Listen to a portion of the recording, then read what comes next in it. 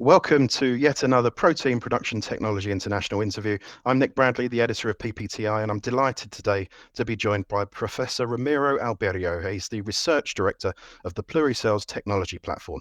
Now, if you don't know, PluriCells is harnessing the efficiency of nature to power the cellular agricultural industry. The platform supplies high quality, traceable, and stable pluripotent stem cells from sheep, pigs and cattle, all of which are available now under research or commercial license from the University of Nottingham. Ramiro, thank you very much for joining us. I always like to find out about our interviewees first before delving into the technology. So could you please give me a brief explanation about your career path to date? Thank you, Nick, for having me here. I'm very pleased to be talking about our work here in PluriCells. So I'm a professor of developmental biology here at the University of Nottingham. I've been here for about 22 years or so. And my area of specialty is reproductive biotechnology and developmental biology, which in other words, it means I've been working with embryos for a very long time. And my aim has been always to improve the productivity of livestock. So the technologies that we have focused on are primarily to do with improving the efficiency of reproductive traits in animals. And embryos are a part, of the vehicle to that. So we've been working with understanding how embryos develop and the cells within an embryo. And as a result of the work in embryos and the cells derived from embryos, we created this novel source of stem cells derived from livestock species that have been basically a discovery breakthrough in our lab. And they found a very good application in multiple industries, medicine, but also in the cellular agriculture space. And this is how we entered the cellular agriculture space almost by accident with the discovery that we made in the labs. Okay, so how did you get into cultivated meat? Where did you first identify, the market for your stem cells in cultivated meat? Indeed. So when we created the cell lines, this is about 2016, 2017, the cultivated meat sector was really, really incipient, and there wasn't much activity. We didn't know anything about it, by the way. But we came across a number of interested parties that contacted us about our cells. We hadn't yet published the cells, but clearly, word got out that we had something interesting and valuable for this industry. And we were, as I said, we were not familiar with the cultured meat sector at the time. But obviously, once we had those discussions with some of the companies that were wanting to use our cells, we immediately became kind of very familiarized with the sector. We saw the challenges that they were having. And one of the bigger challenges that we could see recurrently was the issue of sourcing the cells. And we saw an immediate opportunity here in that our cells, the cells obtained from embryos, are a very good solution to this sector, because what you need to do to create your lab grown your cultivated meat is basically be able to differentiate very well into muscle and fat, which is what these cells do. So embryonic stem cells are cells that are competent to making any cell type. And if you create your right culture differentiation conditions, you can make these cells very efficiently. And so this is how we started working in the cultured meat sector. We work with multiple stakeholders, multiple companies working in different parts of the sector. And our approach is very much a collaborative approach, in that we want to ensure that we can build a very robust supply chain for this. So we can see that the challenges are enormous, and having a good cell type to start the process is critical. Mm-hmm. So you transitioned from scientific discovery to a commercial venture. I mean, how did that come on? As I understand it, PluriCells isn't a company; it's a platform, it's a product.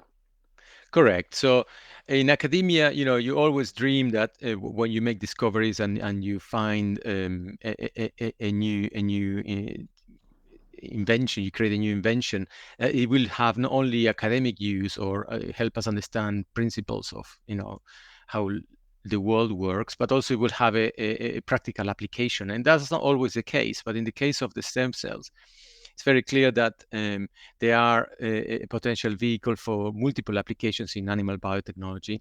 But in the sector of cultivated meat, that's very obvious because we can start the process of muscle differentiation and fat differentiation very efficiently. So we had to transition from a purely having pure academic questions regarding how these cells maintain pluripotency properties, which are very much at the molecular level, understanding how the cells communicate and decide what they become in an embryo, to then apply to specifically a solution or a problem, which is to engineer these cells to undergo differentiation in a lab to make a product. So that's been a very interesting journey. It's very nice and satisfying to see a discovery made on a bench and a fundamental basis to come up with a solution to a real world problem, which is the supply of meat globally, which is an increasing issue because of the increasing demand globally. But also the issue that we cannot continue to produce meat in the way that we've done it for the past 50 or 100 years. We're just running out of space and it's too many cows around. So we need to come up with alternative ways. And we feel that this is a solution that really will help compensate for the increased demand globally. Now, in your time that you've been focused on the cultivated meat sector, how have you witnessed it maturing? It has matured at an incredible pace. So as I said, I entered this area in 2018 or thereabouts, and the past 5 years has been a tremendous growth, not only at the level of investment by multiple companies, but also the awareness out there by the general public and interests parties such as the regulator, governments, government agencies. There is a lot more understanding now that this is a proposition that can really make a difference to the supply of meat globally, as well as creating new opportunities for industrialization, for producing food in ways that we'd never imagined it would be possible, and really offer a product of high quality and actually healthier product, potentially, or healthy product that couldn't be possibly contemplated a decade ago. I mean, this was famously presented by Mark Post, the Dutch scientist, in 2013 as a kind of madman idea, and all of a sudden now we are all trying to achieve exactly what he anticipated as a true visionary. And I think there is a true potential, but because of the amount of input that there is in terms of investment, but also know-how into different aspects relating to making this meat, that I think, this could be a really great success story for the world in terms of changing the food system. Well, we're 10 years on from that development from Mark Post. I mean, that seems like a long time, but in the whole scheme of things, it's just a minute part of where this technology can take us to. Now, 2023 has been a significant year for cultivated meat. What stories or breakthroughs in particular have stood out for you, Ramiro? Well, this is again showing at the pace at which things are moving. I mean, the fact that we had two regulators, the Singaporean Food Safety Authority and the equivalent in the US, to approve the first products coming out of this industry is just incredible, incredibly endorsing a possibility of making this meat in this way and opening avenues for new investment, new product development, new technology investment. The fact that these products can be commercialized and are safe and can be really put to the public is a massive boost to the industry. And so I think there will be many other countries following these initial approvals. Clearly, there is a competitive edge to this type of decisions, and I think those initial ones have really are pacing the activity in this area in an amazing way. So I think there's more to come from many other countries now that the first few countries have already opened the door to this type of commercial products, and in that sense is a key year, 2023, because it has seen the first products approved by at least two countries, and so going forward, you can only see this area expanding. Yeah, of course, you're referring to Upside Foods in the USA and Right. Good Meat, who had their cell cultivated chickens product approved earlier in the year, and then Good Meat, I believe, was in December 2020. I think they had that approved in Singapore. So yeah, you're quite right. There's lots of interest from lots of countries, Australia, the UK, obviously Europe is going to be a slightly trickier matter. Now, onto your product specifically and what you offer the industry. I'm going to ask a dumb question. Firstly, what are embryonic stem cells? That's a good question, and it's always good to explain a bit the biology behind the cells. So embryonic stem cells are cells that have um, um, the potential to differentiate into any cell of the body. So they exist in an embryo for about a day or 2 days, at around the 7 days after fertilization. And these cells are totally uncommitted cells in that they haven't got the proper identity. They don't decide yet what they will do. In about 2 or 3 days after the moment when we retrieve the cells is when these decisions are made in the embryo. But we are able to capture those cells into our dishes in the lab at the stage where they're completely naive, in the sense that they can become anything we tell them to become by applying specific protocols. So the beauty of these cells is that they are naturally programmed to differentiate into something, first of all, and secondly, they are able to grow forever, because these are naturally cells that are able to what we call self-renew. That means one cell gives rise to two daughter cells every time it divides. Naturally, Mhm. in the embryo, that's what they do for a limited period of time. What we can do in the lab is expand that period of time indefinitely. And the beauty of that, that's basically as the motto of our technology is PluriCells, is harnessing the power of nature, is because cells are programmed to grow in these conditions, and they're Mhm. programmed to grow in an undifferentiated state. So it gives us the best of both worlds. The cells can grow, like to grow, and will differentiate when they're told so. So in that sense, for a manufacturing process like making meat in a factory, in a lab, is perfect, because you want to start with the best raw material, which is a cell that can be instructed to become either fat, muscle, or fibroblasts at will in the proportions that you decide to mix them then to the manufacture your end product. And this is in big contrast to alternative sources of cells, which are typically myoblasts or myotubes or fibroblasts obtained from samples from biopsies, where typically these cells are fully differentiated or at least committed towards the muscle lineage. But they have a limited lifespan. And so that restricts a little bit how much you can achieve in the lab.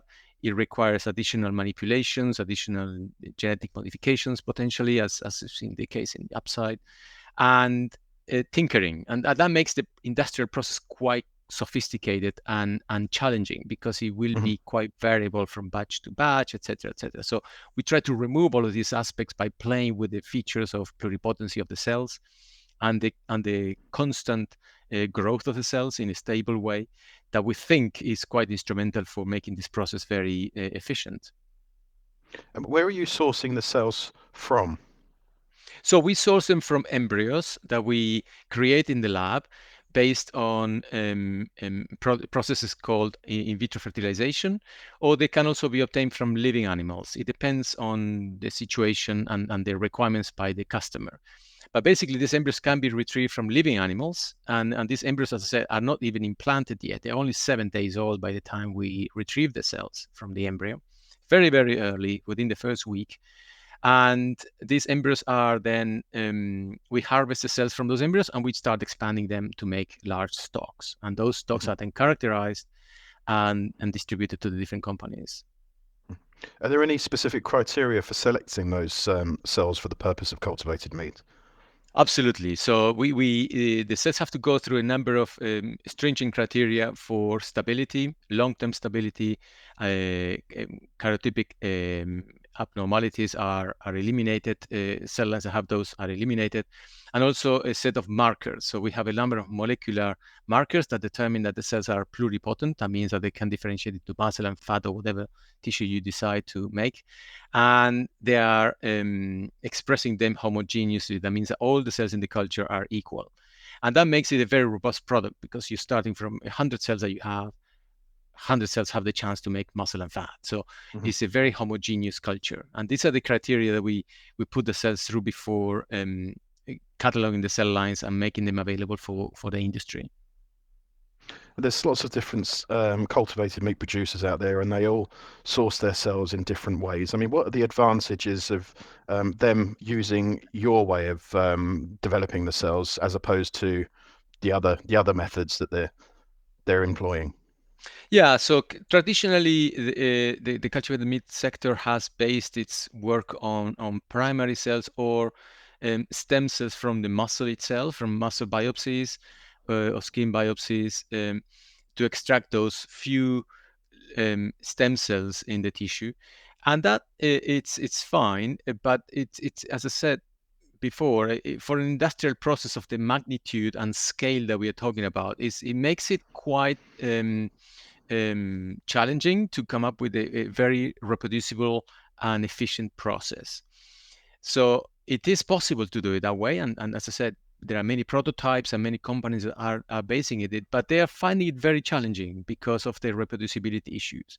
We think that either stem cells or even the new coming induced pluripotent stem cells, which are an alternative to embryonic stem cells, offer this opportunity that the cells are able to grow long term in a very stable fashion, and they can be expanded to very large quantities before they really exhaust. And exhaustion is really a rare event because it happens really only after many cell passages.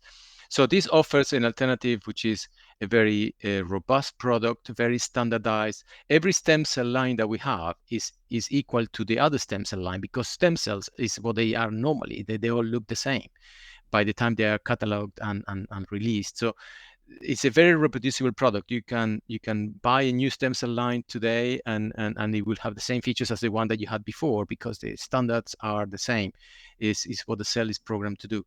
So that really offers a step change in the quality of the starting material for making this challenging product, which is the muscle and fat, which is what the companies normally take from us, our raw material, and they decide which methodology they apply to making the final product. That will be obviously depending on each company how they approach that. And this is typically proprietary technology, so different approaches will exist depending on the type of technology that they decide to use. The important thing is that the cells going into the process have to be as competent as possible for making the muscle and the fat. Otherwise, you're already starting with a handicap, and the end product will not be as good in nutritional quality, but also in the efficiency of achieving the end product, which from the point of view of manufacturing, that's very important. So we think starting with the best material possible gives you the best chance of getting the efficiency that you need to make these new products. Mm-hmm. Now, in developing this platform of cell lines for the industry, presumably there's been a lot of collaboration involved. Correct. So this is our key part or contribution to this field for as PluriCells, because we have invented the technology for deriving the new cell lines and establishing these new cell lines. Now, the industry needs to make sure that this can be done in a very cost-effective way. And so we have partnered with companies that make the media, for example, which is the nutrients that the cells require to expand, in order to make it more finely tuned to this type of cell lines.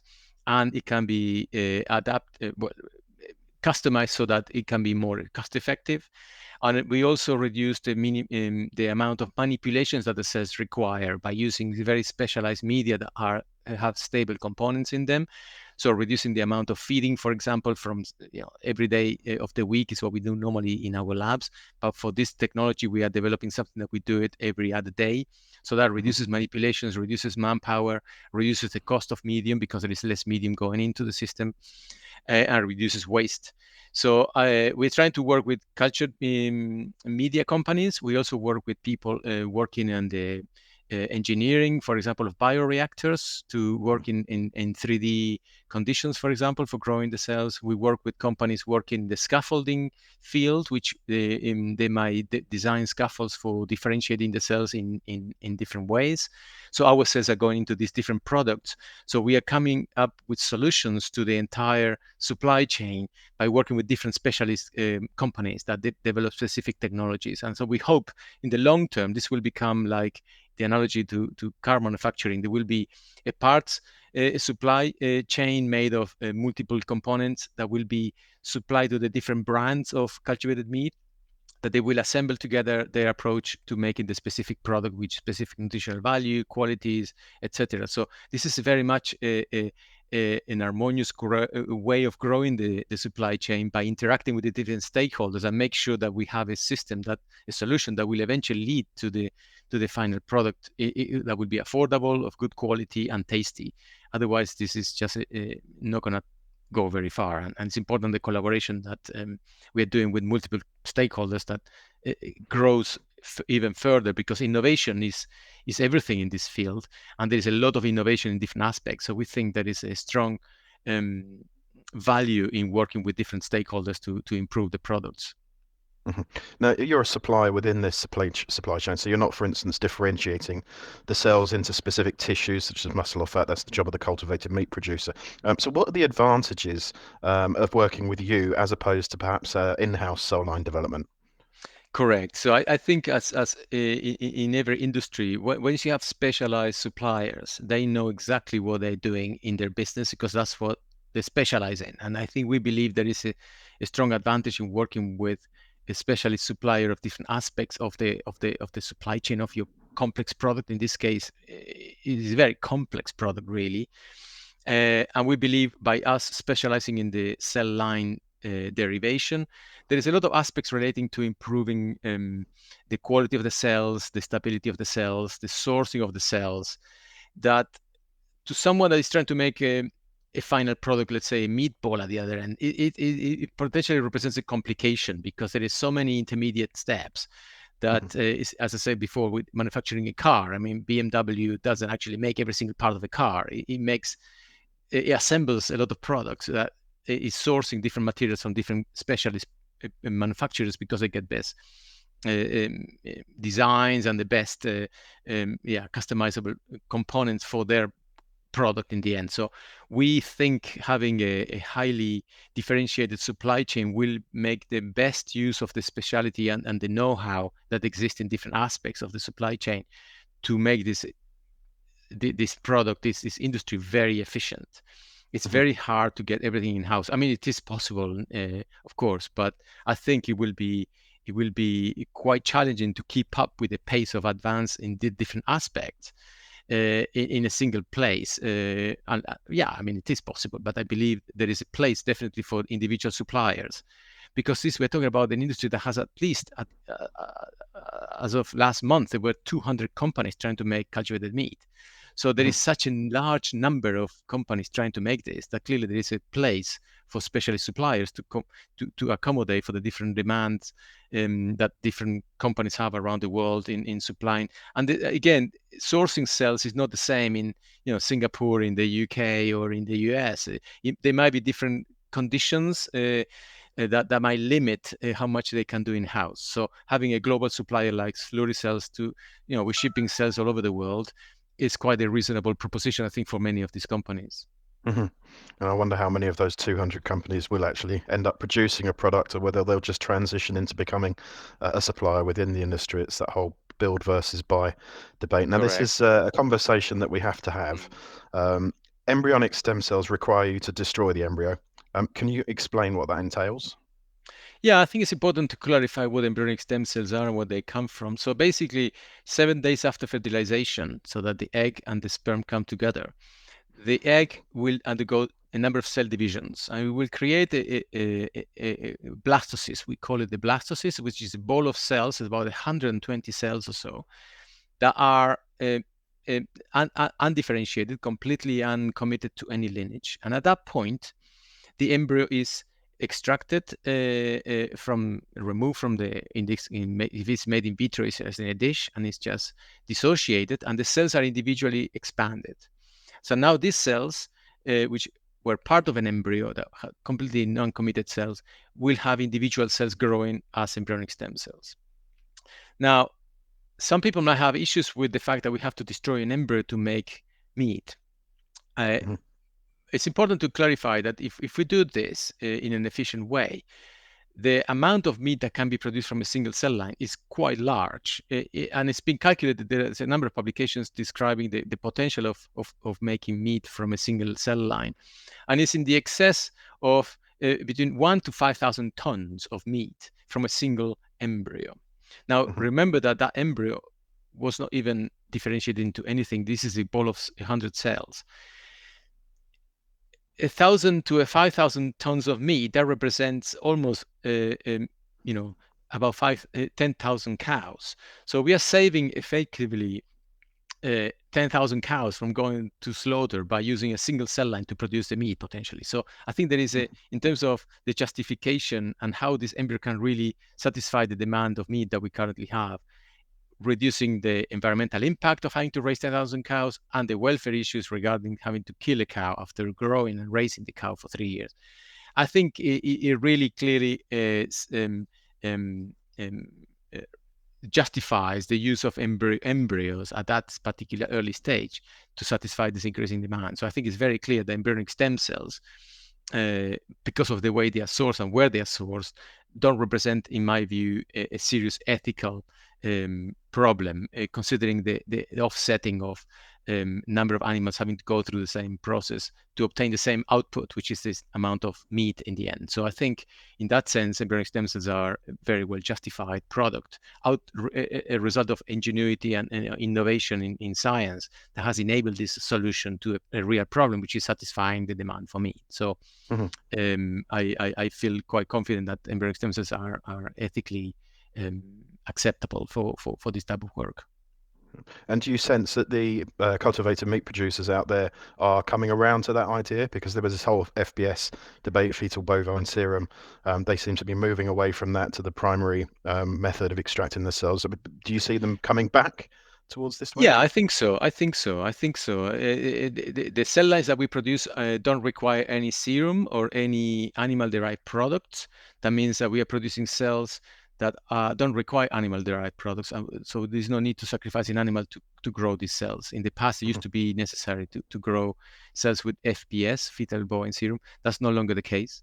And so that reduces the input in terms of requirements from existing industries to this process specifically. Now that's the ethical considerations. What about the regulatory considerations? I mean, what's in place at the moment in terms of frameworks for the production of cultivated meat from embryonic stem cells? Yeah, so the regulator is interested in that the product that we make are safe. And so to prove safety, you need to demonstrate that everything that goes into the culture medium is demonstrated to be safe. And this is a very good way to design your technology. So you know what you needs to go in needs to be in a perfectly acceptable for the human consumption. So we have protocols where all our inputs or our chemicals used are of food grade or even pharmaceutical in some cases, but they're not animal derived. That means that they comply with all the Food Standard Agency requirements. And that's essential for any food manufacturer, that all the components are going to be food grade. Okay, so your product wouldn't have to be certified by FDA in the USA or SFA in Singapore or EFSA in Europe. It's Well, already off the yeah, shelf and ready to go. yeah, we have to demonstrate, Mhm, but what I'm saying is that all the components that we're using are food grade. That means, yeah, it will be certified because they have mhm, to certify it. The point is that we satisfy that certification, so we're fine. mhm. Now, recently there's been certainly this year, although there's been a lot of breakthroughs in the industry, there's also been some pushback. I mean, what are your opinions on some of those European countries attempting to block the production of and sale of cultivated meat? I mean, in the past year we've heard about France, Italy, and more recently of Romania leading that charge. There's a Yeah, lot I of think work to do in education, isn't there? that is a vast amount of meat that needs to be produced, and conventional meat production will not satisfy that demand. Full stop. Mhm, So unless we keep cutting the rainforest down to put more cows or more soya plantations to feed the livestock that we need to satisfy the demand, we cannot do it the conventional way. So it's important to have alternative ways to bridge the increased demand for meat globally. mhm, So there is no risk for the conventional meat producing countries not to be affected by this technology. This technology doesn't compete. It's a complementary technology that will try and help bridge the gap in the increasing demand for meat globally.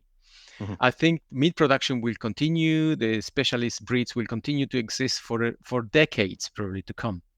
The real problem that we have is that people want to eat meat. We're going to reach 10 billion people by 2050, and we need to give them meat if they want to buy meat at a mhm, reasonable cost because it's an important source of proteins for human nutrition. Therefore, this technology will only help bridge that gap. And there is no fear, there should be any fear from conventional producers that this will actually replace conventional livestock production. I don't think that's the case. mhm. I think what's probably driving this is the lobbyists within the countries. I mean, how can you see the cultivated meat sector working with the traditional livestock agriculture industry. I mean, we heard from this recently from Robert Jones at the Future of Protein Production Live in Amsterdam. Um, he doesn't like using the word alternative. He wanted these to be called complementary proteins, and he gave a very good presentation about how the two sectors can actually merge and work together for the good of people, planet, and animal welfare. I mean, how do you think, Absolutely. Nick? Well, complementary is exactly what follows from my previous answer, in the sense that sourcing embryos, for instance, I do embryonic stem cells, so I need to source the embryo from a living animal, and so I can source embryos from conventional, meat producing animals, different breeds, and make cell lines that can be used them to produce cultivated meat. So I will have to work with farmers to source those embryos, and this is another source of income from farmers, obviously, because they will be giving these embryos to this industry. There is a potential income source for them, but also importantly to preserve certain breeds by having specialist type products made of specific breeds. So we need to maintain those stocks. So there is definitely a work to be done together with conventional farming systems to supply this novel type of meat produced in a different way. It's not novel meat, it's meat, but it's just produced in a different way.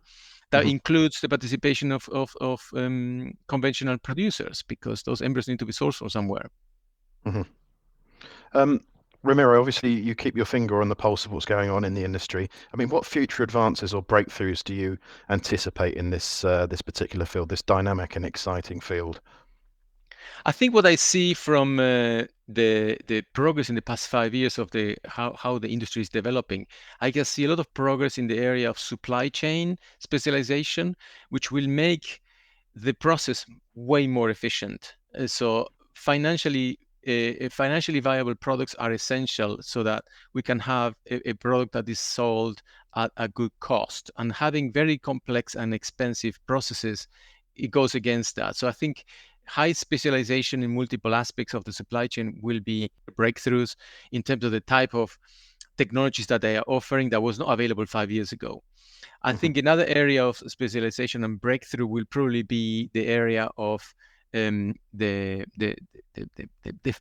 final product development. So product development has changed a lot from the very initial, very, very simple prototypes to much more elaborate products in terms of the nutritional value of these products, the taste, of course, and the textures.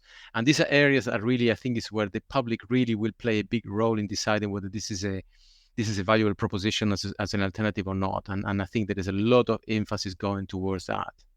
And finally, what are your own personal goals and ambitions? If I were to come back to you in 2050 for another interview, what would you like to have achieved by then?